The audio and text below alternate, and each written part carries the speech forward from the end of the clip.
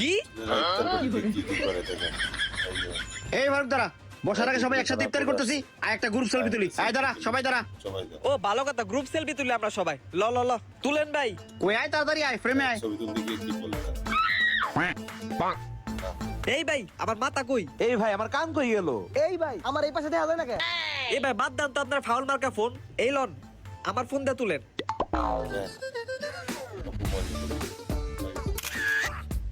আয় তোরাও আয়, তোরাও আয়।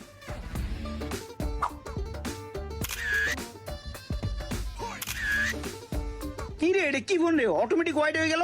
আরে ভাই এটাই তো এই ফোনের magic. AI ultra wide selfie হয় এটাতে। এই ফোনের নাম কি?